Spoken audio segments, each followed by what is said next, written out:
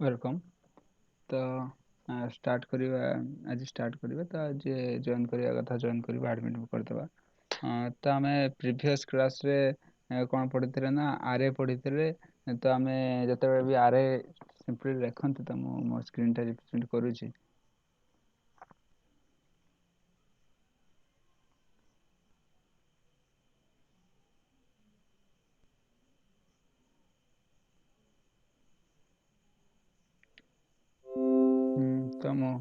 ତ ଆମେ ପ୍ରିଭିୟସ୍ କ୍ଲାସ୍ରେ ଗୋଟେ ଏକ୍ଜାମ୍ପଲ୍ କରିଥିଲେ ଆଉ ଆମେ କେମିତି ଆମେ ଆରେକୁ ଡିଫାଇନ୍ କରନ୍ତି, କେମିତି ଆମେ ଆରେକୁ ଲେଖନ୍ତି। ତ ତା ବିଷୟରେ ହେଉଛି ଆମେ ପଢ଼ିଥିଲେ, ଦେଖିଥିଲେ ଆମେ ଆରେକୁ କେମିତି ଲେଖନ୍ତି ନା ଆରେକୁ ଆମେ ଫାଷ୍ଟ ତାର ଗୋଟେ ଟାଇପ୍ କୋଡ଼୍ ଲେଖନ୍ତି, ଯେଉଁଟା in the case small I ଲେଖିଲେ ମାନେ ଆମେ କ'ଣ କରୁଥିଲେ ନା ସାଇନ୍ଡ ଇଣ୍ଟିଜର୍ ନେଉଥିଲେ, ତା'ମାନେ ତା ଭିତରେ ଆମେ negative as well as positive value ବି ନେଇପାରୁଥିଲେ। ଆଉ କ୍ୟାପିଟାଲ୍ ଆଇ ଲେଖୁଥିଲେ ମାନେ ଆମେ କ'ଣ କରୁଥିଲେ ନା ଓନ୍ଲି ତାର ହେଉଛି ପଜିଟିଭ୍ ଭ୍ୟାଲ୍ୟୁ ନେଉଥିଲେ। ତ ସେମିତି ଫ୍ଲୋଟ୍ ପାଇଁ ଏଫ୍ ୟୁଜ୍ କରୁଥିଲେ ଆଉ କ୍ୟାରେକ୍ଟର ପାଇଁ ୟୁ ୟୁଜ୍ କରୁଥିଲେ। ତ ଏଇଗୁଡ଼ା କିଛି ଥିଲା ଟାଇପ୍ କୋଡ଼୍ ଥିଲା, ଯେଉଁଗୁଡ଼ାକି ଆମକୁ ଟାଇପ୍ କୋଡ଼୍ ସବୁଥିରେ ଦେବା ପାଇଁ ପଡ଼ୁଥିଲା ବା ହେଉଛି ପାସ୍ କରିବା ପାଇଁ ପଡ଼ୁଥିଲା, ନହେଲେ ସେ ଆମକୁ ଏରର୍ ଦେଖାଉଥିଲା। ତ ଯେଉଁ ଏକ୍ଜାମ୍ପଲ୍ଟା ପ୍ରିଭିୟସ୍ କ୍ଲାସ୍ରେ କରିଥିଲେ ସେଇ ଏକ୍ଜାମ୍ପଲ୍ଟା ବି ମୋ ସ୍କ୍ରିନ୍ରେ ଅଛି ଏବେ ବି। ତ ଆମେ ଏଇଠି କ'ଣ କରୁଥିଲେ ନା ଯେତେବେଳେ ବି ଆମେ ଆରେ ୟୁଜ୍ କରୁଥିଲେ ତ ବାଇ ଡିଫଲ୍ଟ ଆରେଟା ନଥାଏ, ଆରେ ପ୍ୟାକେଜ୍ ନଥାଏ ପାଇଥନ୍ରେ, ତ ତାକୁ ଆମେ ଇମ୍ପୋର୍ଟ କରିବା ପାଇଁ ପଡ଼ୁଥିଲା।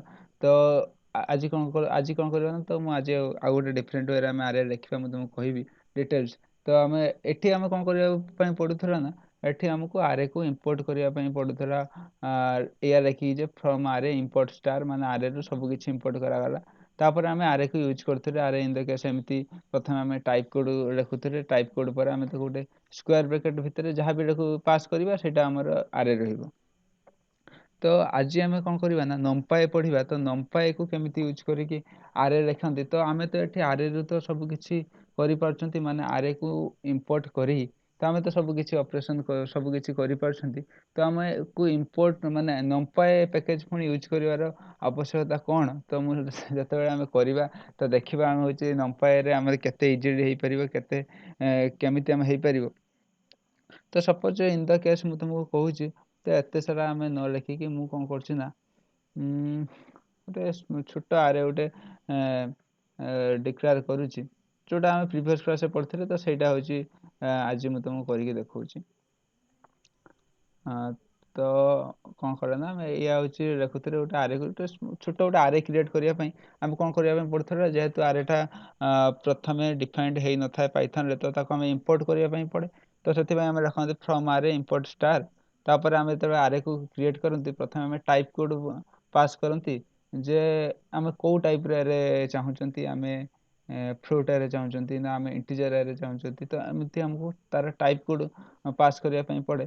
ତାପରେ ଆମକୁ କ'ଣ କରିବା ପାଇଁ ପଡ଼େ ନା ସ୍କୋୟାର ବ୍ରାକେଟ୍ ଭିତରେ ଆରେଟାକୁ ପାସ୍ କରିବା ପାଇଁ ପଡ଼େ। ଇନ୍ ଦ କେସ୍ ମୁଁ ସପୋଜ୍ ଚାହୁଁଛି 2 5 7 6 7, ତ ଏଇଟା ମୋର ଆରେ ହଉ।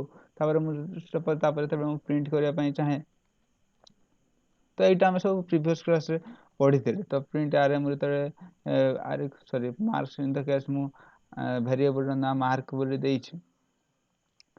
ତାପରେ ମୁଁ ଯେତେବେଳେ ମାର୍କସ୍କୁ ପ୍ରିଣ୍ଟ କରିବା ପାଇଁ ଚାହିଁବି ତ ସେ ମୋତେ କ'ଣ କରେ ନା ଦେଖାଇ ହେଉଛି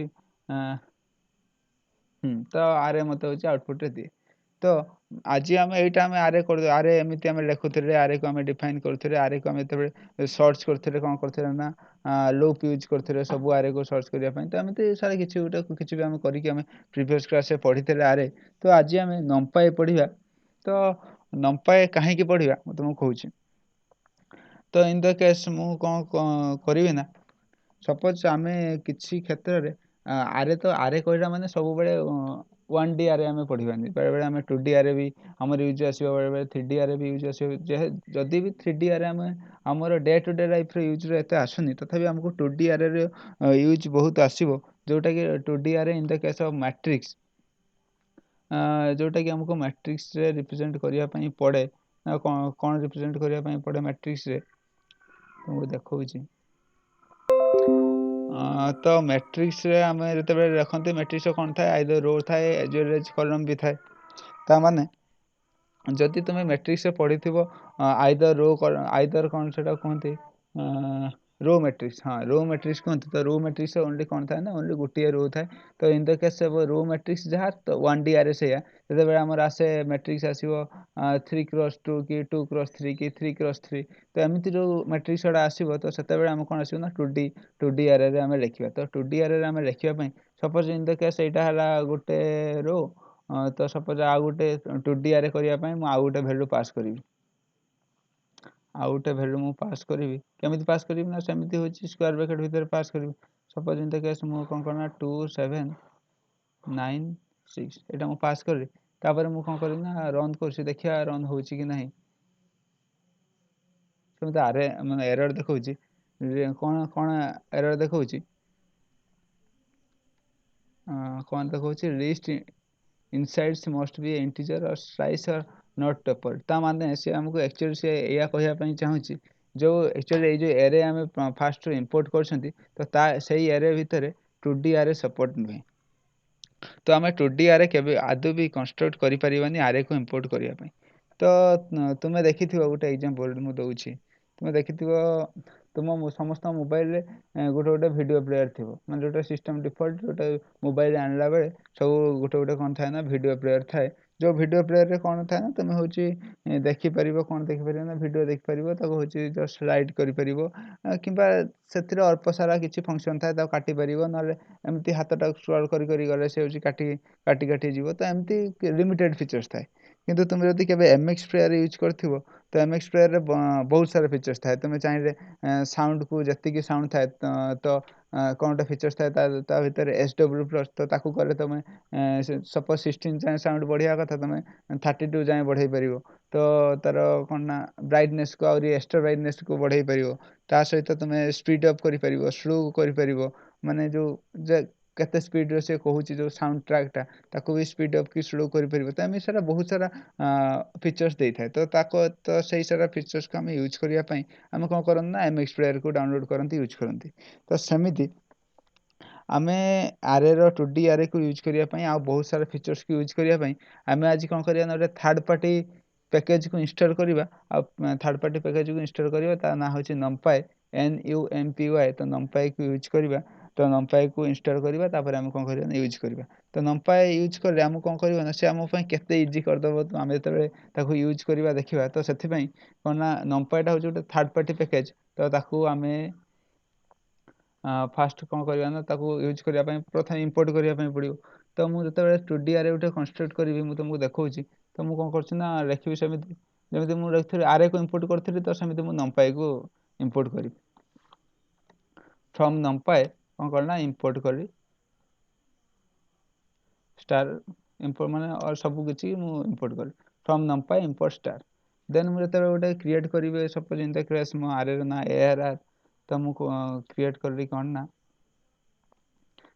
आरे आरे क्रिएट करी अब कौन क्रिएट करी ना होची गोटे टाइप कोड मु देबी type code in the case मु होची इंटीजर आरे करिया पई चाहूची तो मु इंटीजर पई कोन करना आई पास करी तो टाइप कोड मु पास करची आई पास करची देन मु कोन करची ना गोटे 2D आरे करिया पई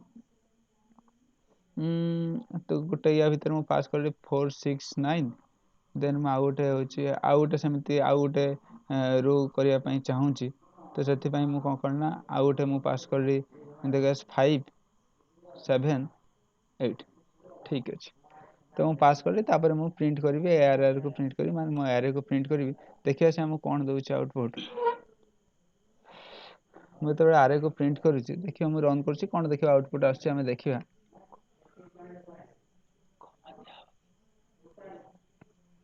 हाँ कम सेठी कौन कौन आमर एरर अच्छे देखा तो ये गोटे आमर एरर आउट अच्छे ये दुईटा ये यूज करवा तो आम कमा यूज करवा जे तुम माने नेक्स्ट आउ गोटे रो कंस्ट्रक्ट करने गोटे स्क्वायर ब्रैकेट भितर डाटा दे माने फास्ट रो देन आउ गोटे रो करने कौन करवा ना गोटे कमा देके आउ गोटे स्क्वायर ब्रैकेट भितर वैल्यू पास करवा तो ठीक अच्छे मुझे 2D आरे आमर आउटपुट आसो कौन ना 469 ता तले आसो 578 एटा बोधे कहते 3x2 एमती कौन मैट्रिक्स तो जहाँ भी हो तो तीन टा तार हूँ कलम दुईटा रो बोधे 2x3 2x3 मैट्रिक्स तो आम देखा मुझे रन करी तो कौन हूँ आउटपुट दौर देखा आउटपुट एरर आसला ତ ଏରର ଆସିବାର କ'ଣ ରିଜିନ୍ ଆସିଲା ଏରର, ତ ମୁଁ ତୁମକୁ ଦେଖାଇ ଦେଉଛି କ'ଣ ଏରର ନା ଦେଖିଲା ନ୍ୟୁ ମଡ୍ୟୁଲ୍ ନେମ୍ଡ ନମ୍ପାଏ, ମାନେ ନମ୍ପାଏ ବୋଲି କିଛି ମଡ୍ୟୁଲ୍ ନାହିଁ।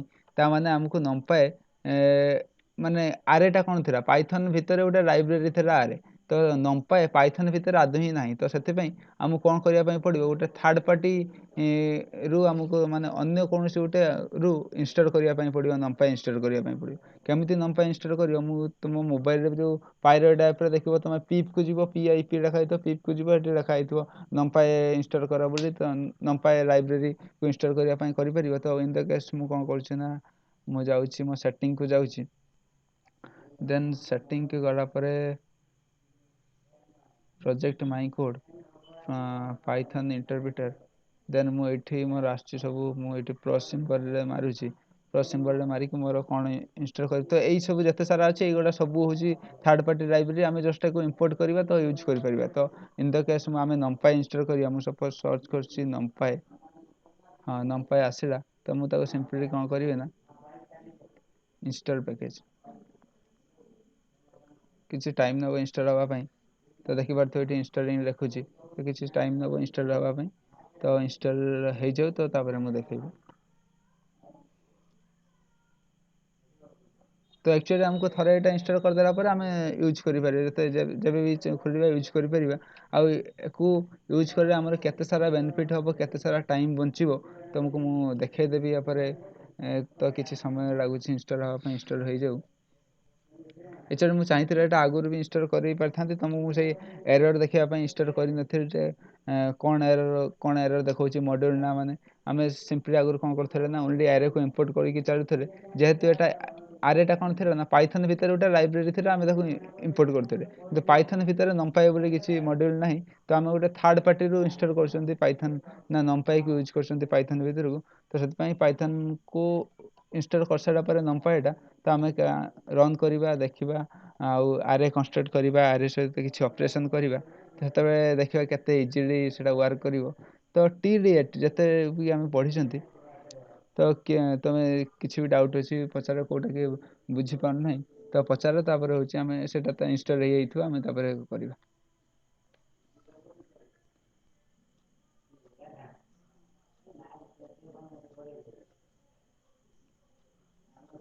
ପଚାର, ଯିଏ ବି ବୁଝି ନ ପାରୁଛ ପଚାର, ଯଦି ସବୁ ଠିକ୍ଠାକ୍ ଅଛି ତ ଇନଷ୍ଟଲ୍ ହେଇଗଲେ, କିଛି ସମୟ ନେଉଛି ଇନଷ୍ଟଲ୍ ହେବା ପାଇଁ,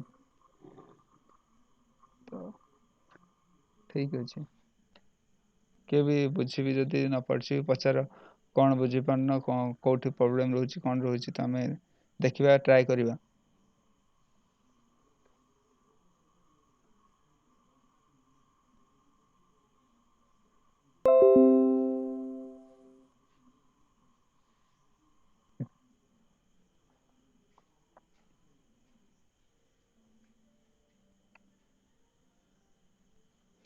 କିଛି ସମୟ ଖାଲି ୱେଟ୍ କର, ସେ ଇନଷ୍ଟଲ୍ ହେଇଯାଉ, ଦେନ୍ ଆମେ ଷ୍ଟାର୍ଟ କରିବା। ଲେଖିଲା କ'ଣ ନା ପ୍ୟାକେଜ୍ ନମ୍ପାଏ ଇନଷ୍ଟଲ୍ ସକ୍ସେସଫୁଲି। ଠିକ୍ ଅଛି, ତ ଆମ ହେଉଛି ନମ୍ପାଏ ପ୍ୟାକେଜ୍ ଇନଷ୍ଟଲ୍ ହେଇଗଲା, ସକ୍ସେସଫୁଲି ଇନଷ୍ଟଲ୍ ହେଇଗଲା। ତ ଏବେ ମୁଁ ରନ୍ କରୁଛି, ତ ନମ୍ପାଏ ଆମର ଇମ୍ପୋର୍ଟ, ନମ୍ପାଏ ଆମର କ'ଣ ହେଲା ନା ଇମ୍ପୋର୍ଟ ହେଇଗଲା। ଇମ୍ପୋର୍ଟ ହେଇଗଲା ପରେ ଏବେ ରନ୍ କରୁଛି, ଦେଖିବା କ'ଣ ଏରର୍ ଦେଖୁଛି। ପ୍ରଥମେ କ'ଣ ଦେଖୁଥିଲା ନା ନ୍ୟୁ ମଡ୍ୟୁଲ୍ ନେମ୍ଡ ନମ୍ପାଏ, ଏବେ ମୁଁ ରନ୍ କରୁଛି, ଦେଖିବା କ'ଣ ଆସୁଛି ଏରର୍।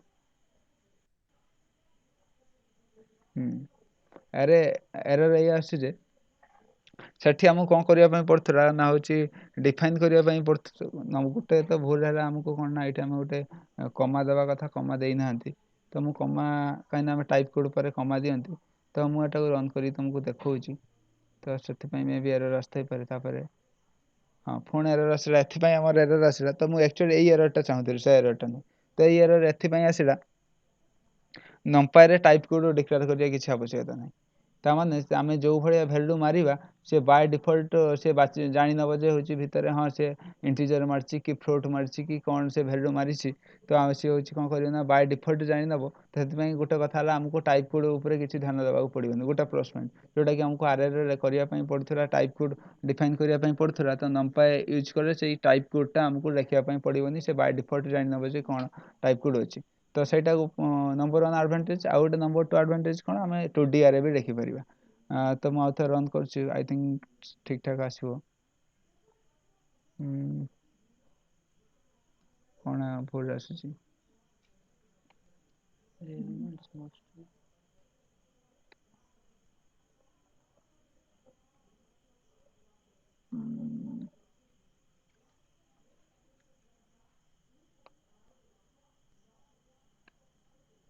ଦେଖିବା କ'ଣ ଆସୁଛି। ତୁମକୁ ଫାଷ୍ଟ ମୋତେ ଟ୍ରାଏ କରିବାକୁ ଦିଅ ଗୋଟେ ସିଙ୍ଗଲ ଡାଇମେନସନ୍ ଆରେକୁ ନେଇକି, ତ ତାପରେ ଆମେ ଟ୍ରାଏ କରିବା କ'ଣ ପ୍ରୋବ୍ଲେମ୍ ହେଉଛି ଦେଖିବା। ଏଇଟା ଗୋଟେ ସିଙ୍ଗଲ ଡାଇମେନସନ୍ ଆରେ, ତ ଏଟାକୁ ଆମେ କ'ଣ କରିବା ନା ପ୍ରିଣ୍ଟ କରିବା। ଦେଖିବା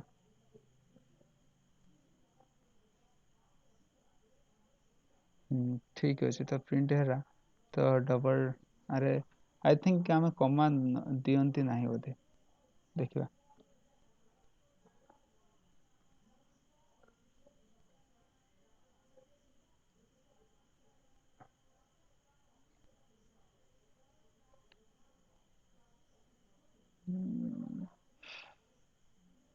କିଛି ଟିକେ ସମୟ ଗୁଡ଼ିକ କ'ଣ ପାଇଁ ଏରର୍ ଦେଉଛି ଆମେ ଦେଖିବା।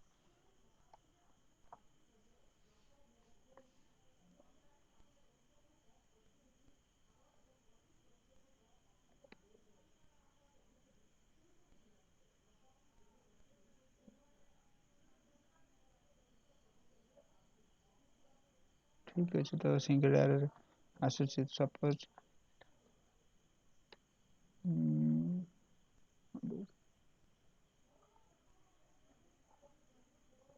field element must be 2 or 3 tuples got 3.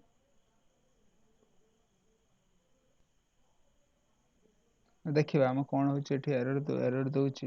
ଆମେ ଟ୍ରାଏ ନେକ୍ସଟ ୟା ପରେ କଲେ ଜାଣିପାରିବା କ'ଣ ହେଉଛି ଏରର୍ ଦେଉଛି। ଏଇଟା ଆକ୍ଚୁଆଲି ୟା ପରେ ଆମେ ଦେଖିବା କ'ଣ ହେଉଛି ଏରର୍ କାହିଁକି ଦେଉଛି। ତ ନମ୍ପାୟରେ କେମିତି 2D ଆରେ ପ୍ରିଣ୍ଟ କରିବା ମୁଁ ତୁମକୁ କହୁଛି। ଏରର୍ ଜେନେରାଲି ଦେବା କଥା ନୁହେଁ ଏରର୍। ତ ଇନଷ୍ଟଲ୍ ହେଲା ହେଉଛି ନମ୍ପାଇ ପ୍ୟାକେଜ୍ ଇନଷ୍ଟଲ୍ ହେଲା, ତ ମୁଁ ଦେଖଉଛି ତୁମକୁ।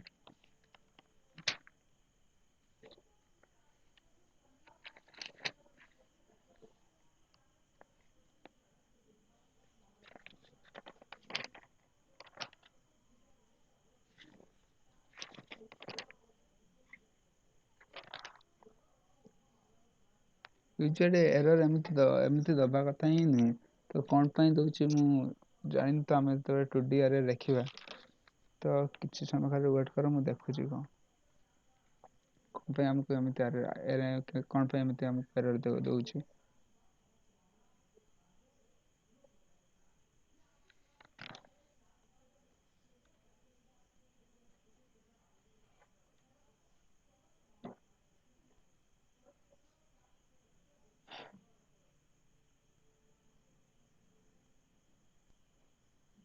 ମେ ବି ଏଥିପାଇଁ ଏରର୍ ଦେଉଛି।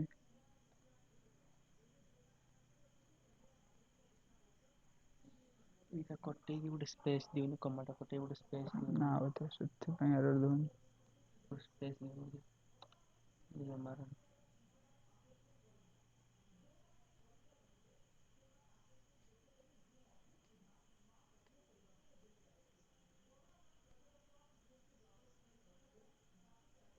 ଆକ୍ଚୁଆଲି ଆଇ ଥିଙ୍କ ଏରର୍ ଏଥିପାଇଁ ଦେଉଛି, ଆମେ ଯେହେତୁ ଆରେ ୟୁଜ୍ କରୁଛନ୍ତି, ତ ଯେହେତୁ 2D ଆରେ ଆମକୁ ଲେଖିବା ପାଇଁ ପଡ଼ିବ, ତ 2D ଆରେ ଗୁଡ଼ା ସିମ୍ପଲି ମ୍ୟାଟ୍ରିକ୍ସ, ତ ସେଥିପାଇଁ ବୋଧେ ଆଇ ଥିଙ୍କ ମ୍ୟାଟ୍ରିକ୍ସକୁ ଡିଫାଇନ୍ କରିବା ପାଇଁ ପଡ଼ିବ। ଦେଖିବା, ତ ମ୍ୟାଟ୍ରିକ୍ସ ଡିଫାଇନ୍ କରିକି ଦେଖିବା, ଯଦି ନହେବ ମୁଁ ତୁମକୁ କହିବି।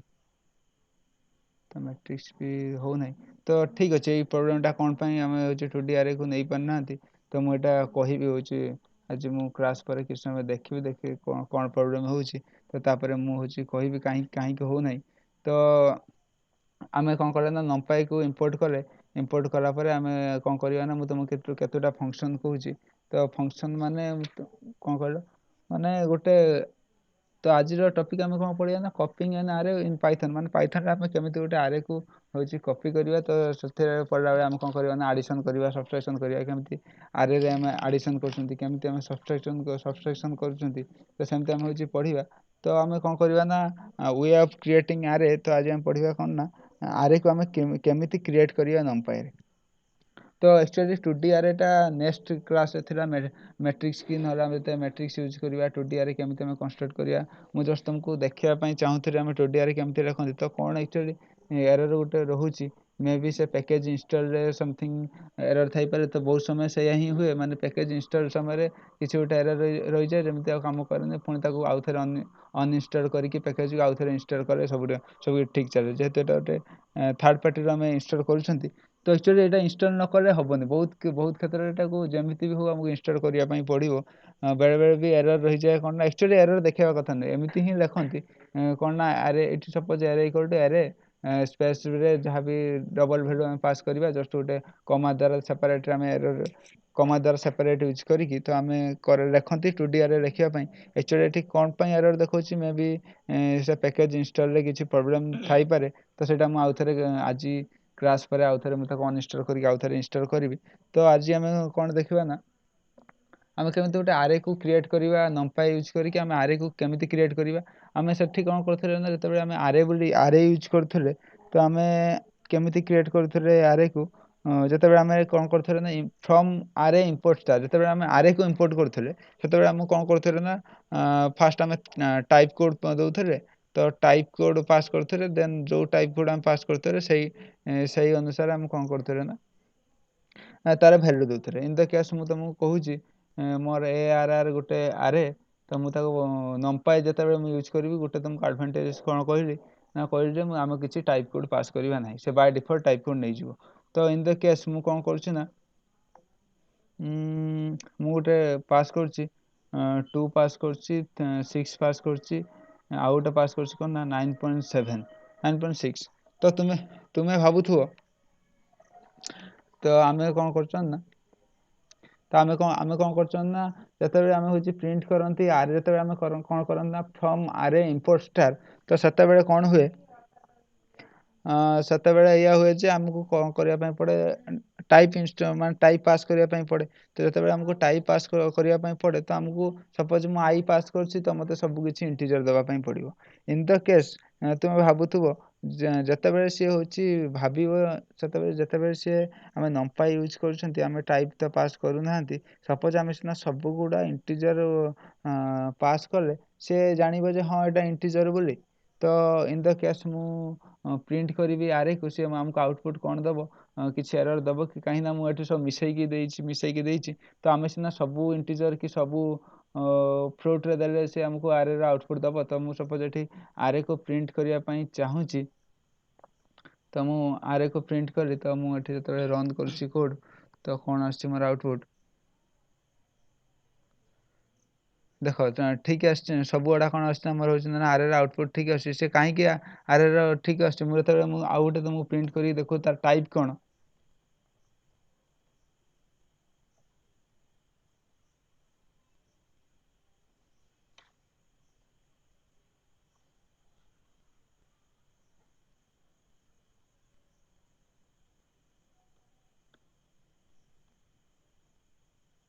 रन कर तुमको देखा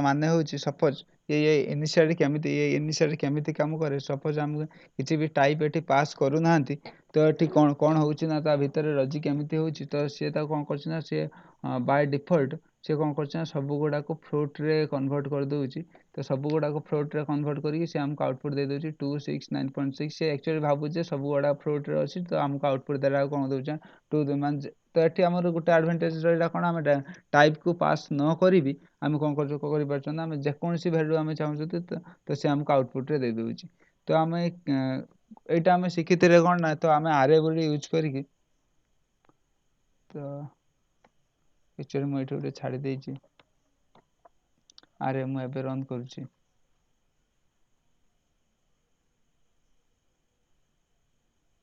हाँ तो यहीटा एक्चुअली मुझे ही चाहूँ ही चाहूँ आउटपुट रे से कौन कर देख तो आम कौन करते 2 पास करते 6 पास करते 9.6 पास करते तो ଏଠି କ'ଣ କରିଛି ନା ସେ ତାକୁ 2.0 କରିଦେଇଛି, 2 ପଏଣ୍ଟ କରିଦେଇଛି, 6 ପଏଣ୍ଟ କରିଦେଇଛି। 2 ପଏଣ୍ଟ ମାନେ 2.0, ତ 2.0 କରିଦେଇଛି, 6.0 କରିଦେଇଛି, ତ 9.6 କରିଦେଇଛି। ତ ସେ ଇଣ୍ଟରନାଲି କ'ଣ କରେ ନା, ଯେତେବେଳେ ଆମେ ଗୋଟେ ବି ଫ୍ଲୋଟ୍ ପଏଣ୍ଟ ପାସ୍ କରନ୍ତି ସେ ସବୁ ଗୁଡ଼ାକୁ ଫ୍ଲୋଟ୍ରେ ହେଉଛି କନଭର୍ଟ କରିଦିଏ। ତ ଏଇଟା ହିଁ ନମ୍ପାଇର ଗୋଟେ ଆଡ଼ଭାଣ୍ଟେଜେସ୍, ଯେ ଆମେ କିଛି ବି ଡାଟା ଟାଇପ୍ ପାସ୍ ନ କରି ଆମେ ତାକୁ ପ୍ରିଣ୍ଟ କରିପାରିବା। ତ ଆକ୍ଚୁଆଲି ନମ୍ପାଇରେ କ'ଣ ଆଡ଼ଭାଣ୍ଟେଜେସ୍, ଆମେ ଯେତେବେଳେ ମାନେ ହାୟର ଆଡ଼ଭାଣ୍ଟେଜେସ୍ କ'ଣ, ଯେତେବେଳେ ଆମେ ମ୍ୟାଟ୍ରିକ୍ସ ପଢ଼ିବା ନେକ୍ସଟ କ୍ଲାସ୍ରେ ତ ଜାଣିବା। ତ ଆଜି ମୁଁ ତୁମକୁ ଖାଲି କହୁଛି ଯେ ଆମେ କେତେ ପ୍ରକାର ୱେରେ ଆମେ ହେଉଛି ଆରେକୁ କନଷ୍ଟ୍ରକ୍ଟ କରିପାରିବା। ତ ଆରେକୁ ଆମେ କନଷ୍ଟ୍ରକ୍ଟ କରିପାରିବା, କେତେ ପ୍ରକାର ୱେରେ ଆମେ ଆରେକୁ କନଷ୍ଟ୍ରକ୍ଟ କରିପାରିବା ମୁଁ ତୁମକୁ କହୁଛି। ନା ଆମେ ଆରେକୁ ହେଉଛି ପାଞ୍ଚ ପ୍ରକାର ଆରେକୁ କନଷ୍ଟ୍ରକ୍ଟ କରିପାରିବା। ଆମେ ଯେତେବେଳେ ଏରେକୁ ଲେଖନ୍ତି କ'ଣ ଲେଖନ୍ତି ନା, ଏରେ ତାପରେ ହେଉଛି ବନ୍ଧନୀ ଭିତରେ ଆମେ ଲେଖନ୍ତି ଯେ ଯାହା ବି ଭ୍ୟାଲୁ ପାସ୍ କରନ୍ତି। ତ ଆମକୁ ଆରେକୁ ପ୍ରିଣ୍ଟ କରିବା ପାଇଁ ଫାଷ୍ଟ ହେଉଛି ଆମେ ଆରେ ଲେଖିକି ପ୍ରିଣ୍ଟ କରିପାରିବା। ସବୁ ଗୁଡ଼ାକ ମୁଁ ଏକ୍ଜାମ୍ପଲ୍ ନେଇକି ତୁମକୁ ଦେଖେଇବି ଆଉ କ'ଣ ବି ବୁଝେଇବି। ତ ଆମେ ଆରେ ବୋଲି ଲେଖିକି ପ୍ରିଣ୍ଟ କରିପାରିବା। ଆଉ ଗୋଟେ କ'ଣ ରହିଛି ନା ଲାଇନ୍ ସ୍ପେସ୍, ତ ୟାକୁ ବି ଲେଖି ଆମେ ଆରେ କ୍ରିଏଟ୍ କରିପାରିବା। ତ ଲାଇନ୍ ସ୍ପେସ୍ ପରେ ଆଉ କ'ଣ ରହିଛି ନା ହେଉଛି ଲଗ୍ ସ୍ପେସ୍। ତ ଲଗ୍ ସ୍ପେସ୍ ପରେ ଆଉ କ'ଣ ରହିଛି ନା ରହିଛି ଆରେଞ୍ଜ। ତ ଏତିକି ଆମେ ଲେଖିକି ଆରେ କ୍ରିଏଟ୍ କରିପାରିବା। କେମିତି କରିପାରିବା ମୁଁ ତୁମକୁ କହୁଛି, ସବୁ ଗୁଡ଼ା ଦେଖେଇବି ଆଉ ହେଉଛି କରିକି ବି ଦେଖେଇବି। ତ ଆଉ ଗୋଟେ ରହିଛି କ'ଣ ନା ଜିରୋଜ୍, ଆଉ ଗୋଟେ ରହିଛି କ'ଣ ନା, ତ ଏଇଟା କେତେ 1 2 3 4 5 6 ମାନେ 6 ପ୍ରକାର ଆମେ ଆରେକୁ କ୍ରିଏଟ୍ କରିପାରିବା। କେମିତି ଆମେ ଆରେକୁ କ୍ରିଏଟ୍ କରିବା ମୁଁ ତୁମକୁ ଗୋଟେ ଏକ୍ଜାମ୍ପଲ୍ ଦେଇକି ଦେଖାଉଛି ଯେ ଆମେ ଆରେକୁ ୟୁଜ୍ କରିକି କେମିତି ଆରେ କ୍ରିଏଟ୍ କରିବା, ଲାଇନ୍ ସ୍ପେସ୍କୁ ୟୁଜ୍ କରି କେମିତି ଆରେ କ୍ରିଏଟ୍ କରିବା, ଆଉ ତାର ଆଉଟପୁଟ୍ କ'ଣ ଆସିବ। ତ ସବୁ ଗୁଡ଼ାକରେ ମୁଁ ଏକ୍ଜାମ୍ପଲ୍ ଦେଇକି ତୁମକୁ ଦେଖାଉଛି। ତ ଆମେ ଯେତେବେଳେ ଆରେ ୟୁଜ୍ କରିବା, ତ ଆମେ କ'ଣ କରିବା ନା, ଆମେ ଯେହେତୁ ନମ୍ପାଇରେ ଇଏ କରୁଛନ୍ତି ତ କରିବି କ'ଣ ନା ଇମ୍ପୋର୍ଟ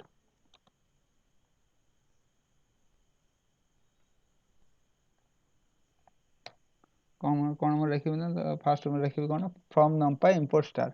ତ ମୁଁ ନମ୍ପାଇରୁ ସବୁ କିଛି ଇମ୍ପୋର୍ଟ କରିବା ପାଇଁ ଚାହୁଁଛି। ଫ୍ରମ୍ ନମ୍ପାଇ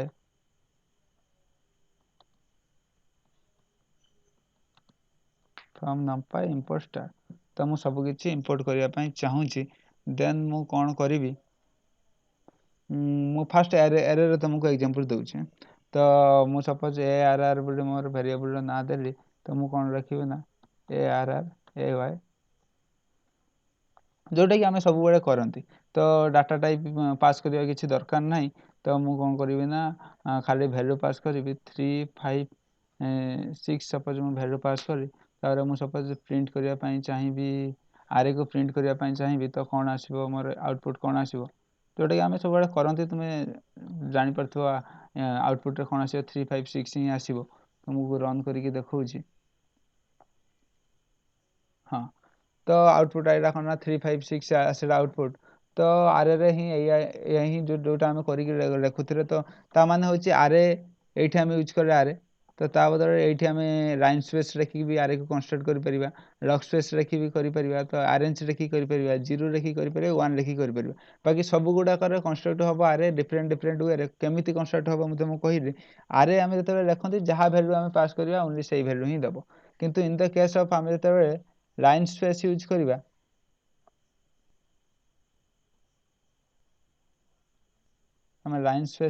ତ ଲାଇନ୍ ସ୍ପେସ୍ ଆମକୁ ହେଉଛି କ'ଣ ଦେବ, ଲାଇନ୍ ସ୍ପେସ୍ ଆମକୁ ଦେବ କ'ଣ ନା, ସପୋଜ୍ ଲାଇନ୍ ସ୍ପେସ୍ ଆମେ କ'ଣ କରିବା ନା 3ଟା ଭ୍ୟାଲୁ ୟା ଭିତରେ ପାସ୍ କରିବା। ସେ 3ଟା ଭ୍ୟାଲୁ କ'ଣ, ତ ଲାଇନ୍ ସ୍ପେସ୍ରେ ଆମେ ଆରେକୁ ପାସ୍ କରିବାନି। ଆମେ ଯେତେବେଳେ ଆରେ ଲେଖିବା ସେତେବେଳେ ହିଁ ଖାଲି ଆମେ ଆରେକୁ ପାସ୍ କରିବା। ଲାଇନ୍ ସ୍ପେସ୍ରେ ସେ ଆମକୁ ଅଟୋମେଟିକାଲି ଆରେ ଭାବରେ ଆମକୁ ଦେବ, ଆଉଟପୁଟ୍ ଦେବ। ତ ୟା ଭିତରେ ଆମେ ପାସ୍ କରିବା, କ'ଣ ପାସ୍ କରିବା, ତ ଷ୍ଟାର୍ଟିଂ ପଏଣ୍ଟ ସପୋଜ୍ ଷ୍ଟାର୍ଟ କଲି ମୁଁ 0ରୁ ଷ୍ଟାର୍ଟ କରିବା ପାଇଁ ଚାହୁଁଛି। ତାମାନେ ଆରେଟା ମୁଁ କେଉଁଠୁ ଷ୍ଟାର୍ଟ କରିବା ପାଇଁ ଚାହୁଁଛି, ତ ମୁଁ ଷ୍ଟାର୍ଟିଂ ପଏଣ୍ଟ ଦେଲି। ସପୋଜ୍ ଇନ୍ ଦ କେସ୍ ମୁଁ 0 ଦେଉଛି। ଦେନ୍ ମୁଁ କ'ଣ କଲି ନା ଏଣ୍ଡିଂ ପଏଣ୍ଟ ଦେଲି। ଏଣ୍ଡିଂ ପଏଣ୍ଟ ସପୋଜ୍ ମୁଁ ଦେଉଛି 20 20 ଦେଉଛି। ତ ମୁଁ ଏତିକିରେ ମୁଁ ଷ୍ଟାର୍ଟିଂ କରୁଛି, 0 ନେଉଛି, 20 ଦେଉଛି। ଆଉ ଗୋଟେ ମୁଁ ଥାର୍ଡ଼ ପଏଣ୍ଟ ଦେବି। ଥାର୍ଡ଼ ପଏଣ୍ଟ କ'ଣ ନା, ଥାର୍ଡ଼ ପଏଣ୍ଟ ହେଲା ମୁଁ ମାନେ 0ରୁ ଷ୍ଟାର୍ଟ ହେବ 20 ଯାଏଁ। ତ ମୁଁ ତାକୁ କେତେ ଭାଗରେ ବିଭକ୍ତ କରିବାକୁ ଚାହୁଁଛି। ତା ମାନେ 0ରୁ 20 ହେଉଛି ମାନେ 21ଟା ଇଏ 0ରୁ ଷ୍ଟାର୍ଟ କଲେ 20 ଯାଏଁ 21ଟା ସଂଖ୍ୟା। ତ 0ରୁ ଷ୍ଟାର୍ଟ ହେବ 20 ଯାଏଁ 21ଟା ସଂଖ୍ୟା। ମୁଁ ଇନ୍ ଦ କେସ୍ 21 ମାରୁଛି, ତ ମୁଁ ତାକୁ 21 ଭାବରେ ବିଭକ୍ତ କରିବା ପାଇଁ ଚାହୁଁଛି। ତ 21ଟା ସଂଖ୍ୟାକୁ ମୁଁ 21 ଭାବରେ ବିଭକ୍ତ କରିବା ପାଇଁ ଚାହୁଁଛି। ମାନେ 1 2 3 ଏମିତି ଆସିବ। ତ ମୁଁ ଦେଖିବା ପ୍ରିଣ୍ଟ କରିକି ଦେଖିଲେ ତମେ ଜାଣିପାରିବ ତ କ'ଣ ହେଉଛି ଆକ୍ଚୁଆଲି।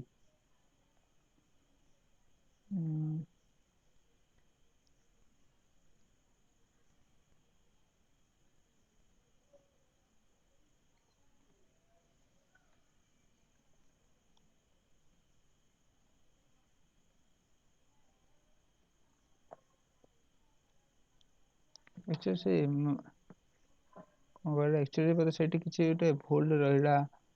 ସେ ଯେତେବେଳେ ଇମ୍ପୋର୍ଟ କଲାବେଳେ ସେଥିପାଇଁ ଆକ୍ଚୁଆଲି ଆଉଟପୁଟ୍ ହିଁ ଏରର୍ ଦେଖାଉଛି।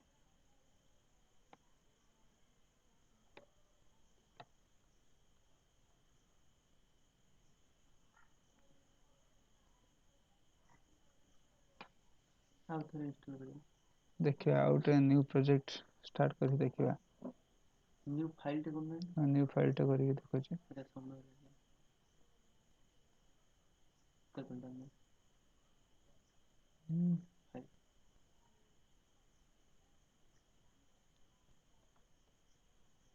ଗୋଟେ ନ୍ୟୁ ପ୍ରୋଜେକ୍ଟ କରିଦେବା।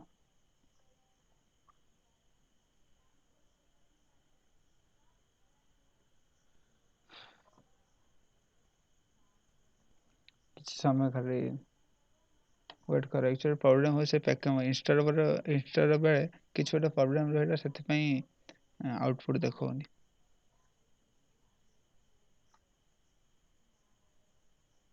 ଆକ୍ଚୁଆଲି ମୋର ପ୍ରଥମେ ଆଗରୁ ଇନଷ୍ଟଲ୍ ହେଇକି ଥିଲା, ତ ମୁଁ ତୁମକୁ ଆକ୍ଚୁଆଲି ଦେଖାଇବା ପାଇଁ ଯେ କେମିତି ଆମେ ଇନଷ୍ଟଲ୍ କରିବା।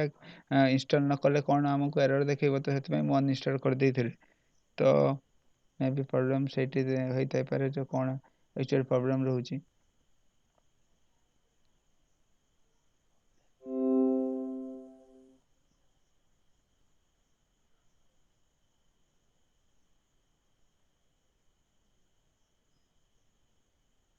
କିଛି ସମୟ ଖାଲି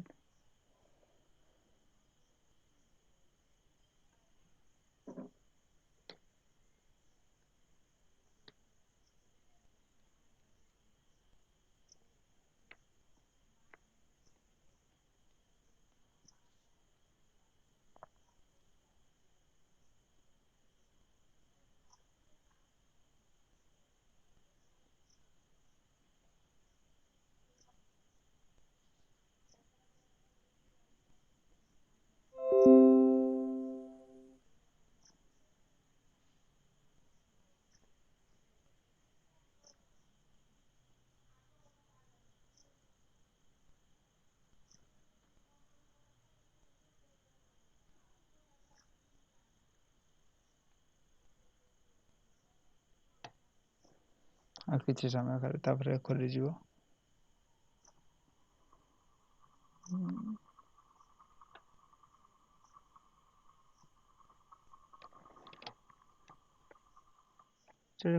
କୋଡ୍ରେ ଯାହା ବି ଆମେ ଲେଖିଥିଲେ ତା ଭିତରେ କିଛି ବି ଏରର୍ ନଥିଲା। ତ ଆକ୍ଚୁଆଲି ବେଳେବେଳେ ନୁହେଁ, ବହୁତ ସମୟରେ ଏମିତି ହୁଏ। ବହୁତ ସମୟରେ ଯେତେବେଳେ ବି ଆମେ କିଛି ବି କରିବାକୁ ଚାହାନ୍ତି, ଯେହେତୁ ଏଗୁଡ଼ା ଆମେ ଗୋଟେ ସିଷ୍ଟମ୍ ସହ କରିବା ପାଇଁ ଚାହୁଁଛନ୍ତି, ତ ଏମିତି ଏରର୍ ବହୁତ ସମୟରେ ଆସେ। ତ ସେଇ ଏରର୍କୁ ଆକ୍ଚୁଆଲି ନିଜେ ବୁଝିକି ଯେ କେଉଁଥିପାଇଁ ଏରର୍ ରହୁଛି, ବେଳେବେଳେ ତ ମାନେ ଘଣ୍ଟା ଚାଲିଯାଏ ଯେ କୌଣସି ହେଉଛି ଏରର୍ କ'ଣ ପାଇଁ ଏରର୍ ଆସୁଛି ଜାଣି ହୁଏନି। ତ ଏମିତି ତୁମେ ଯେତେବେଳେ ବି କାମ କରିବ, ଆକ୍ଚୁଆଲି ତୁମେ ଏଇଗୁଡ଼ା ହେଉଛି ପଢ଼। ତ ୟା ଭିତରେ ଆଉ ଗୋଟେ ବି ମୁଁ ଆକ୍ଚୁଆଲି ଗୋଟେ ଟ୍ରାଏ କରୁଛି ଗୋଟେ ପ୍ରୋଜେକ୍ଟ ଆଣିବା ପାଇଁ। ତ ଯଦି ବି ମୁଁ କିଛି ବି ଗୋଟେ ପ୍ରୋଜେକ୍ଟ ଆଣେ, ତ ମିଶିକି ସେଇଟାକୁ ଟ୍ରାଏ କରିବା। ତୁମେ ଏଇଟା ଶିଖିଯାଇଥାଅ, ତ ୟା ପରେ ପାଇଥନ୍ ଶିଖି ସାରିଲା ପରେ ଗୋଟେ 1 ୱିକ୍ ବୋଧେ ଲାଗିବ ଶିଖିବା ପାଇଁ। ମୁଁ ତୁମକୁ ଗୋଟେ ଭଲ କୋର୍ସ କହିଦେବି, ନହେଲେ ମୁଁ ବି କେତେବେଳେ ପଢ଼େଇଦେବି। 4-5ଟା କ୍ଲାସ୍ରେ କଭର୍ କରିଦେବି। SQL ଗୋଟେ ଅଛି, ଷ୍ଟ୍ରକ୍ଚର୍ କୋରୀ ଲାଙ୍ଗୁଏଜ୍, ମାନେ ଡାଟାବେସ୍ ମାନେ ତୁମେ ଜାଣିପାରୁଥିବ ଆଜିକା ଦୁନିଆରେ ଡାଟାର ମହତ୍ତ୍ୱ କେତେ। ଡାଟାର ମାନେ ଯାହା ବି ତୁମେ ଫ୍ୟୁଚର୍ରେ କିଛି ବି କରିବା ପାଇଁ ଚାହୁଁଛି, ଯେକୌଣସି କମ୍ପାନୀ କିଛି ବି ଲଞ୍ଚ କରିବା ପାଇଁ ଯାଉଛି, କିଛି ବି କରିବା ପାଇଁ ଯାଉଛି, ତ ସେ କ'ଣ କରେ ନା ଆନାଲାଇଜ୍ କରେ ଯେ କ'ଣ ଆଜିର ଲୋକ କ'ଣ ଚାହୁଁଛନ୍ତି, କି ସେ ଗୋଟେ ସର୍ଭେ କରେ। ତ ପ୍ରତି ସେକେଣ୍ଡରେ ମାନେ millions of terabytes of data create ହେଉଛି। ତ ସେଇ ଡାଟାକୁ ଆମେ କେମିତି ଷ୍ଟୋର୍ କରିକି ରଖିବା ଆଉ ତାକୁ ଗୋଟେ ମାନେ ଏମିତି ଷ୍ଟ୍ରକ୍ଚର ୱେରେ ଷ୍ଟୋର୍ କରିକି ରଖିବା ଯାହାଫଳରେ ଆମେ କିଛି ଜାଣିପାରିବା। ଇନ୍ ଦ କେସ୍ ମୁଁ ତୁମକୁ କହୁଛି, ତ ଏଇଟା ଆମେ କରିବା ଆକ୍ଚୁଆଲି ଆଉ ଥରେ କରିବା। ତ ମୁଁ ତୁମକୁ କହୁଛି ଏସ୍କ୍ୟୁଏଲ୍ର ମହତ୍ତ୍ୱ କ'ଣ। ତ ଏସ୍କ୍ୟୁଏଲ୍ ହେଉଛି ସେଇଟା ବେଶୀ ନୁହେଁ, ଓନ୍ଲି 1 ୱିକ୍ର କୋର୍ସ, 1 ୱିକ୍ ଭିତରେ ସରିଯିବ ଏସ୍କ୍ୟୁଏଲ୍। ତ ସପୋଜ୍ ତୁମେ ଗୋଟେ ଯାଉଛ ଗୋଟେ ମେଡ଼ିକାଲକୁ ଯାଉଛ, ତ ମେଡ଼ିକାଲରେ ଦେଖିବ ତା ସମସ୍ତଙ୍କ ପାଖରେ ଯେଉଁଗୁଡ଼ା ଛୋଟ ମେଡ଼ିକାଲ, ତ ସେମାନେ କ'ଣ କରନ୍ତି ନା କାଗଜ କଲମରେ ସବୁ କାମ କରନ୍ତି। ଯେଉଁଗୁଡ଼ା ବଡ଼ ବଡ଼ ମେଡ଼ିକାଲ, ତ ତାଙ୍କର ସବୁକିଛି ହେଇଥାଏ କ'ଣ ନା ମାନେ ସବୁକିଛି ତାଙ୍କ ଲ୍ୟାପଟପ୍ରେ ହିଁ ହେଉଥାଏ। ମାନେ ତାଙ୍କର ଡାଟାବେସ୍ ଏମିତି କ୍ରିଏଟ୍ କରିଦେଇଥାନ୍ତି ଯେ କେତେ ନମ୍ବରରେ କେଉଁ ପେସେଣ୍ଟ ଅଛି, ସେ ତାର କ'ଣ ପ୍ରୋବ୍ଲେମ୍ ଅଛି, ତାର କଣ୍ଟାକ୍ଟ ନମ୍ବର କ'ଣ, ତାର ମାନେ ଯାହା ବି ଡାଟା, ଯାହା ବି ଯେମିତି କ'ଣ କରୁଛି ନା ସପୋଜ୍ ମୁଁ ତୁମକୁ କହୁଛି ଏୟାରଟେଲ୍ ସିମ୍ କି ଜିଓ ସିମ୍, ତାର ମାନେ ଏତେ ସାରା କଷ୍ଟମର ଅଛନ୍ତି, ଏତେ ସାରା କଷ୍ଟମରଙ୍କର ତାଙ୍କ ନମ୍ବର, ତାଙ୍କ ଯାହା ବି ସପୋଜ୍ ମୁଁ ଏଥର ରିଚାର୍ଜ କରିଦେବି, ମୋ ଲାଷ୍ଟ ରିଚାର୍ଜ ଡେଟ୍ ଏତିକି, ମୋ ରିଚାର୍ଜ ସରିବ ଏତିକି। ତ ଏତେ ସାରା ଡାଟାକୁ ସେ କେମିତି ଷ୍ଟୋର୍ କରିକି ରଖୁଛି, ତ ସେଇଗୁଡ଼ାକୁ ଆମେ ଷ୍ଟୋର୍ କରି କେମିତି କରନ୍ତି। ତ ପାଇଥନ୍ ଶିଖିଲା ପରେ ଆମେ ଯଦି କିଛି ବି ପ୍ରୋଜେକ୍ଟ କରିବା ପାଇଁ ଯିବା, ତ ଏସ୍କ୍ୟୁଏଲ୍ର ଦରକାର ପଡ଼ିବ। ତ ମୁଁ ପଢ଼େଇ ଦେବି, ନହେଲେ ଯିଏ ବି ତୁମକୁ ଗୋଟେ ଭଲ ଲିଙ୍କ୍ ବି ଦେଇଦେବି, କେଉଁଠି ଯେମିତି ବି ଶିଖିଯିବ। ତ ଏସ୍କ୍ୟୁଏଲ୍ଟା ଶିଖିଲା ପରେ ମୁଁ ଯଦି ବି କିଛି ବି ପ୍ରୋଜେକ୍ଟ ଆଣେ, ମୁଁ ତୁମକୁ କହିବି, ସବୁ ସେ ପ୍ରୋଜେକ୍ଟଟା ଆକ୍ଚୁଆଲି ମିଶିକି ହିଁ କରିବା। ଯାହାଫଳରେ ତୁମର କ'ଣ ହେବ ନା ଗୋଟେ ଏକ୍ସପିରିଏନ୍ସ ଆସିବ ଯେ ଆକ୍ଚୁଆଲି କେମିତି କାମ କରନ୍ତି IT ସେକ୍ଟରରେ। ତ ଠିକ୍ ଅଛି, ତ ସେଥିପାଇଁ ତୁମେ ବି ଦେଖାଦେଖି ଯାହା ବି ପ୍ରିଭିୟସ୍ରେ ପଢ଼ା ହେଇଛି, ତ ତାକୁ ଦେଖୁଥାଅ। ତ ଦେଖିବା ଏଇଟା କାହିଁକି ଆଉ ଥରେ ବି ଟ୍ରାଏ କରିବା। ହଉ ଦେଖିବା। ତ ମୁଁ କ'ଣ କରୁଛି ନା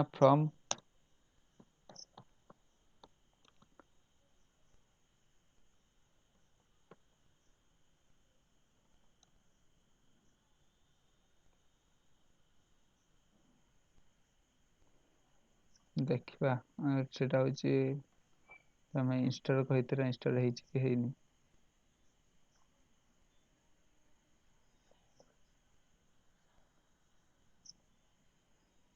ପାଇଥନ୍ ଇଣ୍ଟରପ୍ରିଟର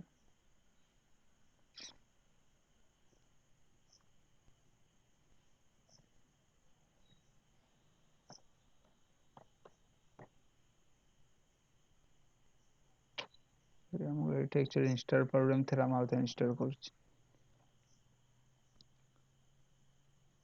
ତ ଆକ୍ଚୁଆଲି ଟାଇମ୍ ତ ହେଇଗଲାଣି, ଆକ୍ଚୁଆଲି ଆଜି ଆମେ କିଛି ବି ପଢ଼ିନାହାନ୍ତି। ସେ ଟିକେ ନା, ତ ଠିକ୍, ତୁମେ ବି ଆଜି ବି ତ କିଛି ବି ପଢ଼ିନାହାନ୍ତି, କ'ଣ ବି ବୁଝୁଥିବ। ତ ବି 4 ଜଣ ଅଛ, ତ କିଛି ତ ଆକ୍ଚୁଆଲି ଆଜି ଯାଏଁ ତ ଏତେବେଳେ ଯାଏଁ ବି କିଛି ତ ପଢ଼ିପାରିଲାନି, ସେ ଏରର୍ ଦେଖେଇଲା କ'ଣ। ତ ଦେଖିବା।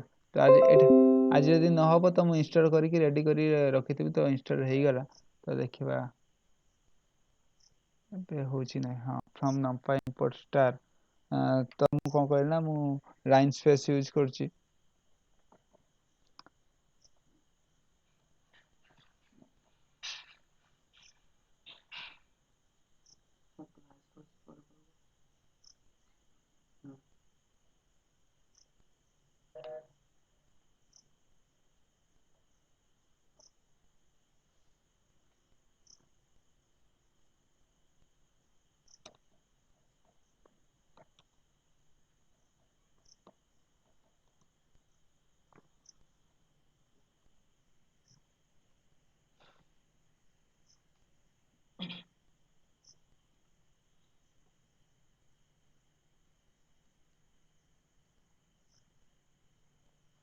କିଛି ଗୋଟେ ପ୍ରୋବ୍ଲେମ୍ ହେଉଛି, ସେଥିପାଇଁ ହେଉନାହିଁ।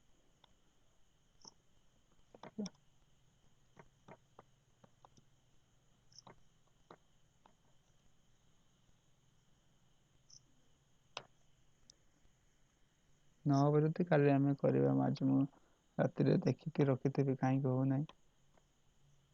ଆଇ ଥିଙ୍କ ହେବ ଏଥର।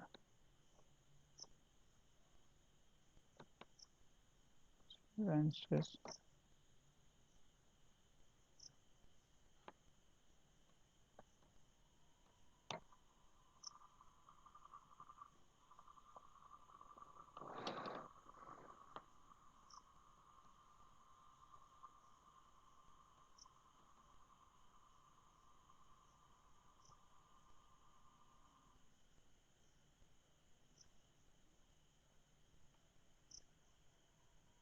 ଏକ୍ଚୁଆଲି କିଛି ସେ ଗୋଟେ ଏରର ରହୁଛି ସେ ଇନଷ୍ଟଲ୍ ସମୟରେ, ତ ଠିକ୍ ଅଛି ଏଇଟା ଲାଇନ୍ ମୁଁ ସ୍ପେସ୍ ବର୍ଣ୍ଣନଟା ଭୁଲ ଅଛି।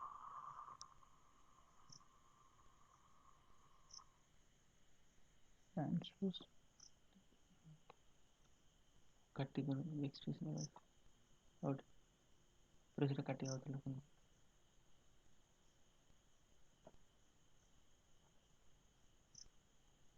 ଏକ୍ଚୁଆଲି ଲାଇନ୍ ସ୍ପେସ୍ ମୁଁ ଭୁଲ ଲେଖୁଥିଲି ସେଥିପାଇଁ ଆସୁନଥିଲା। ହଁ ତ line space spelling LINSPACE line space, ତ ଲାଇନ୍ ସ୍ପେସ୍ ଆଇ ଥିଙ୍କ ଏବେ ଆସିବ ଆନ୍ସର୍, ଏବେ ଠିକ୍ ଆସିବ। ହଁ ତା ମାନେ ମୁଁ ତୁମକୁ କହିଦେଉଛି ତ ଲାଇନ୍ ସ୍ପେସ୍ ମାନେ ଆମର କ'ଣ, ତ ଲାଇନ୍ ସ୍ପେସ୍ ଆମେ ୟୁଜ୍ କରିକି ଗୋଟେ ଆରେକୁ ବି ଆମେ କନଷ୍ଟ୍ରକ୍ଟ କରିପାରିବା। ତ ଲାଇନ୍ ସ୍ପେସ୍ ୟୁଜ୍ କରିକି ଆମେ ଆରେକୁ କନଷ୍ଟ୍ରକ୍ଟ କରିବା, କେମିତି କନଷ୍ଟ୍ରକ୍ଟ କରିବା, ତାମାନେ ଆମେ ଇନିସିଆଲ୍ ପଏଣ୍ଟ ଦେବା ଆଉ ଏଣ୍ଡିଙ୍ଗ ପଏଣ୍ଟ ଦେବା। ତ ଥାର୍ଡ଼ରେ ଆମେ ଯେଉଁଟା ପାସ୍ କରିଥିବା, ଇନ୍ ଦ କେସ୍ ଆମେ ରେଞ୍ଜରେ ଯେତେବେଳେ ପାସ୍ କରୁଥିଲେ ତୁମେ ଦେଖୁଥିବ ଫାର୍ଷ୍ଟ ଆମେ ଷ୍ଟାର୍ଟ ଦେଉଥିଲେ ଗୋଟେ ପଏଣ୍ଟ, ତ ସେ କ'ଣ କରୁଥିଲା ନା ସେଇଠୁ ଷ୍ଟାର୍ଟ କରୁଥିଲା, ତ ଲାଷ୍ଟ ଆମେ ଯେଉଁଟା ଦେଉଥିଲେ ତାକୁ ଏକ୍ସକ୍ଲୁଡ଼ କରୁଥିଲା, ତାକୁ ନେଉନଥିଲା।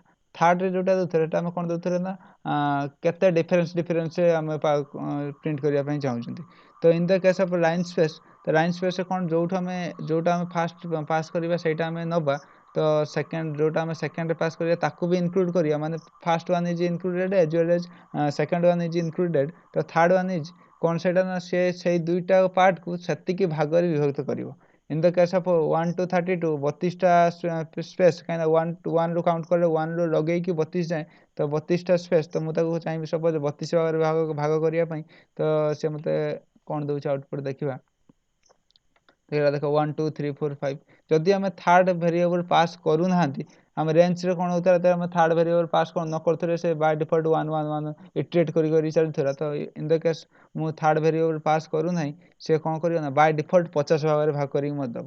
ତାମାନେ 1ରୁ ଷ୍ଟାର୍ଟ କଲା 32 ଯାଏଁ ଗଲା, ତାକୁ କ'ଣ କଲା ନା 50 ମାନେ 50ଟା ଭାଗରେ ଭାଗ କରିକି ଦେଖେଇଲା, ମାନେ 1ରୁ ଷ୍ଟାର୍ଟ ହେଲା ତ 1.63, ଦେନ୍ ନେକ୍ସଟ ଭ୍ୟାଲ୍ୟୁ 2.26, ତ ଏମିତି। ତ ଲାଇନ୍ ସ୍ପେସ୍ ମାନେ ସେ ଷ୍ଟାର୍ଟ କରିବ ଯେଉଁ ମାନେ ଫାର୍ଷ୍ଟ ୱାନ୍ ଇଜ୍ ଯେଉଁଟାକି ସେଇଟା ବି ଇନକ୍ଲୁଡେଡ଼, ସେକେଣ୍ଡ ୱାନ୍ ଇଜ୍ ଇନକ୍ଲୁଡେଡ଼, ଆଉ ଥାର୍ଡ଼ ୱାନ୍ ଆମେ ଯେଉଁଟା ଆମେ ପାସ୍ କରିବା ତାକୁ, ତ ତା ଭିତରର ଭ୍ୟାଲୁକୁ ସେ ସେତେ ଭାଗରେ ବିଭକ୍ତ କରିବ।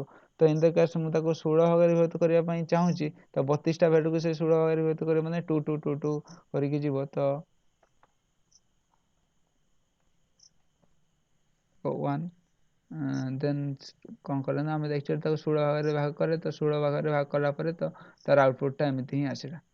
ତ ଏଇଟା ହେଉଛି ଲାଇନ୍ ସ୍ପେସ୍। ଲାଇନ୍ ସ୍ପେସ୍ ମାନେ ହେଉଛି ଫାର୍ଷ୍ଟ ଯେଉଁଠୁ ଆମେ ଷ୍ଟାର୍ଟ କରିବା ସେଇଟା ବି ଇନକ୍ଲୁଡେଡ଼ ହେବ, ସେକେଣ୍ଡ ୱାନ୍ ଇଜ୍ ଇନକ୍ଲୁଡେଡ଼ ହେବ, ଆଉ ନେକ୍ସଟ ଆମେ ଯେଉଁଟା ଭ୍ୟାଲୁ ପାସ୍ କରିବା ତାକୁ ସେ ସେତିକି ଭାଗରେ ବିଭକ୍ତ କରିବ, ତା ଭିତରର ଭ୍ୟାଲୁକୁ ସେ ସେତିକି ଭାଗରେ ବିଭକ୍ତ କରିବ। ତ ଆଇ ଥିଙ୍କ ବୁଝିପାରିଲ ନା ନାହିଁ?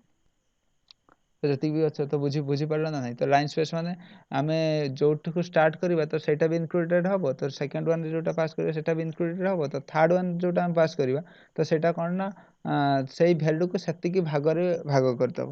ତ ବୁଝିପାରୁଛ ନା ନାହିଁ? ଠିକ୍ ଅଛି ତ ଆଜ୍ଞା ସାର୍। ଠିକ୍ ଅଛି। ତ ନେକ୍ସଟ ଆମେ ଦେଖିବା ତ ଲାଇନ୍ ସ୍ପେସ୍କୁ ୟୁଜ୍ କଲେ, ତ ଲାଇନ୍ ସ୍ପେସ୍ ମୁଁ ଏଠି ଲେଖିଦେଉଛି, ଆଉ ମୁଁ ଯେଉଁ ଲେଖିଥିଲି ଯାହା ବି, ତ ଫାର୍ଷ୍ଟ ୱାନ୍ ଇଜ୍ ଆରେ, ତାପରେ ଆମେ ଦେଇଥିଲେ କ'ଣ ନା ଲାଇନ୍ ସ୍ପେସ୍, ତାପରେ ଆମେ ହେଉଛି କ'ଣ କରିଥିବା ନା ଲଗ୍ ସ୍ପେସ୍, ଲଗ୍ ସ୍ପେସ୍ ପରେ ଆମେ ୟୁଜ୍ କରିଥିଲେ କ'ଣ ନା ଆରେଞ୍ଜ।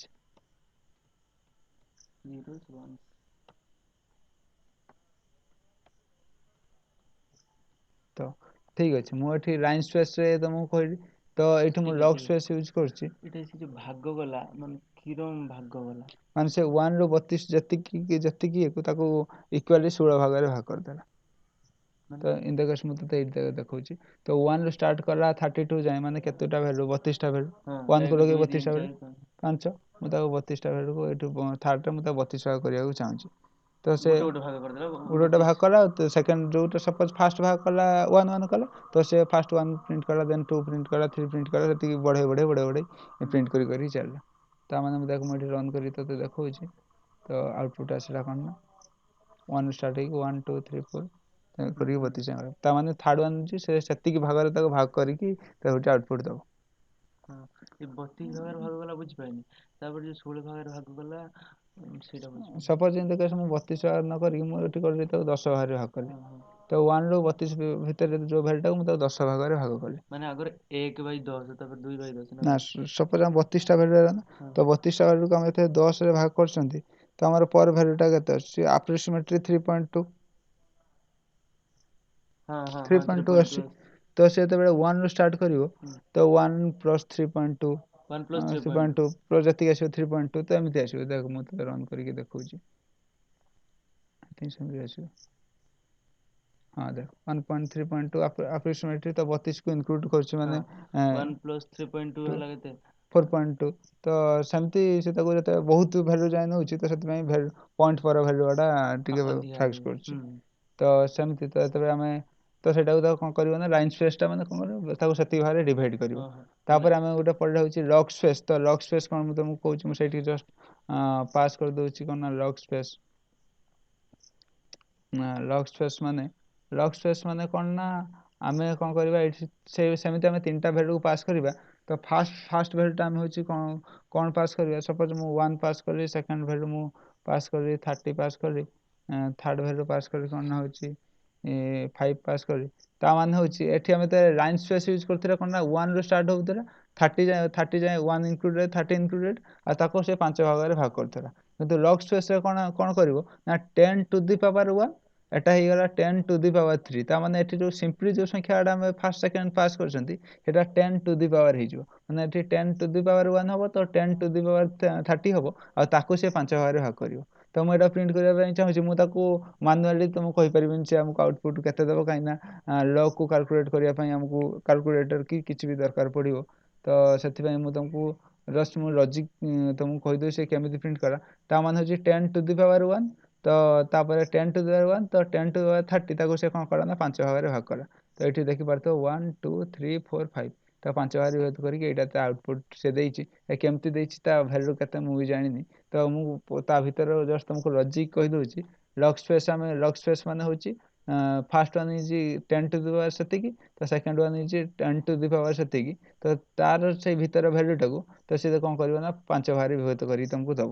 ତ ଲାଇନ୍ ସ୍ପେସ୍ ମାନେ ହେଉଛି ସେଇ ଦୁଇଟା ଭ୍ୟାଲୁକୁ ଇନକ୍ଲୁଡ୍ କରିକି ତୁମକୁ ଭାଗ କରିକି ଦେବ। ଆଉ ଲକ୍ ସ୍ପେସ୍ରେ କ'ଣ ନା, ତ ସେତିକିକୁ ତାର ଟୁ ଦି ପାୱାର କରିକି ତାପରେ ସେ ସେତିକି ଭାବରେ ଡିଭାଇଡ୍ କରିକି ଦେବ। ତ ଏଇଟା ହେଉଛି ଲାଇନ୍। ଫାର୍ଷ୍ଟ ଆମେ ପଢ଼ିଲା ଏରେ, ତାପରେ ଲାଇନ୍ ସ୍ପେସ୍ ପଢ଼ିଲେ, ତାପରେ ମୁଁ ଲକ୍ ସ୍ପେସ୍ ତୁମକୁ କହିଲି। ତ ଲକ୍ ସ୍ପେସ୍ ପରେ ତୁମକୁ ମୁଁ କହୁଛି ଆରେଞ୍ଜ। କ'ଣ?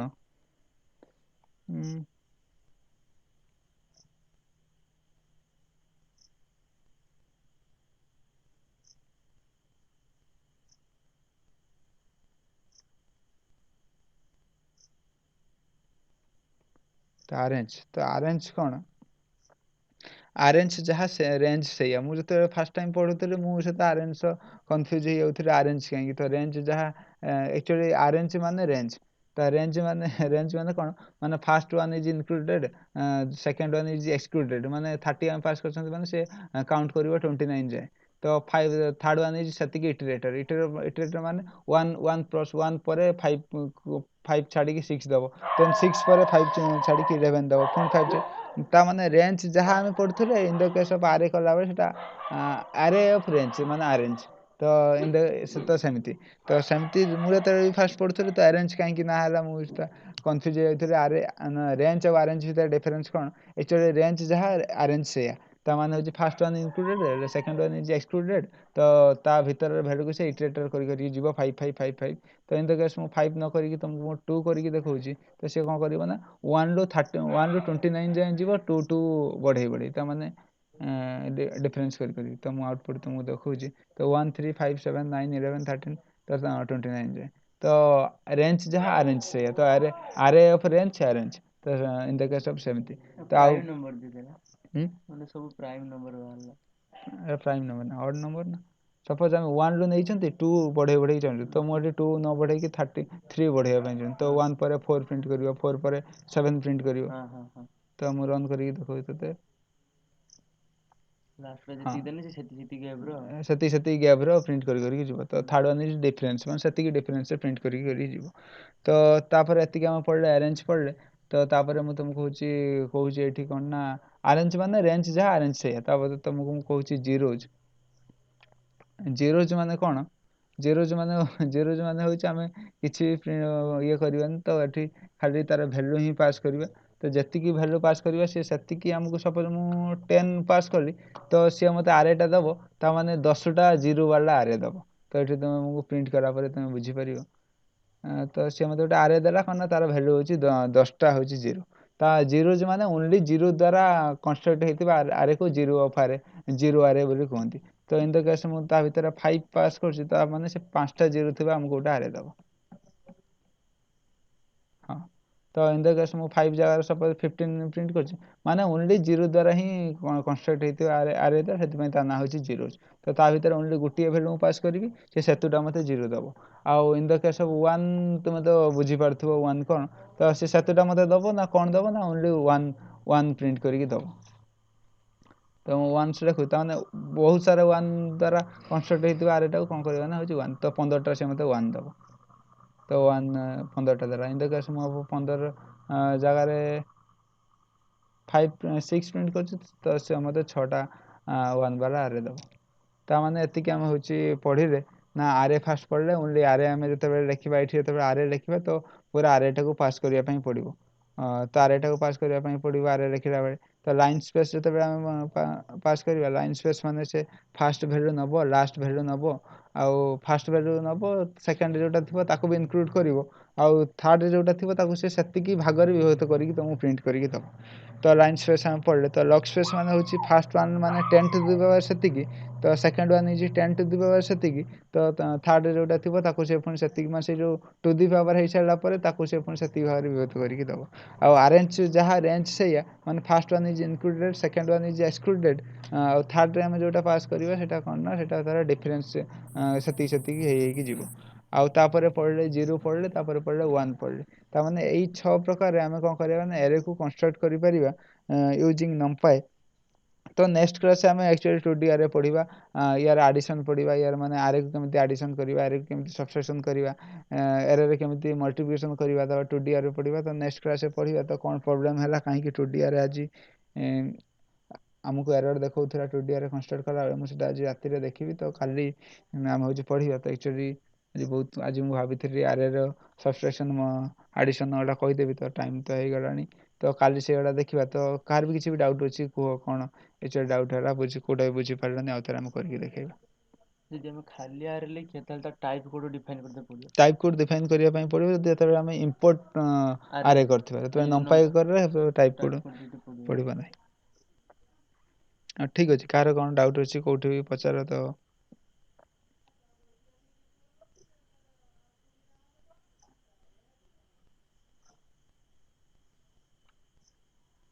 ଯଦି ଡାଉଟ୍ ନ ଅଛି ତ ଠିକ୍ ଅଛି, ନେକ୍ସଟ କ୍ଲାସ୍ରେ ଆମେ ହେଉଛି ଦେଖିବା ଆଡ଼ିସନ୍, ସବଷ୍ଟ୍ରାକ୍ସନ୍, ମଲ୍ଟିପ୍ଲିକେସନ୍ ଆଉ 2D ଆରେ ପଢ଼ିବା। ତ କାହିଁକି ଏରର ଦେଖାଉଥିଲା ମୁଁ ଆଜି ଦେଖିଥିବି। ତ ଆମେ ନେକ୍ସଟ କ୍ଲାସ୍ରେ ହେଉଛି କହିବି କ'ଣ ପାଇଁ ଏରର ଦେଖାଉଥିଲା କହିବି। ତ ଠିକ୍ ଅଛି, ଯଦି ଡାଉଟ୍ ଅଛି ତ ପଚାର, ହେଉଛି କରିକି ଦେଖିବା କ'ଣ ପାଇଁ ଆକ୍ଚୁଆଲି କିଛି ବି ଡାଉଟ୍ ଅଛି ତ କୁହ।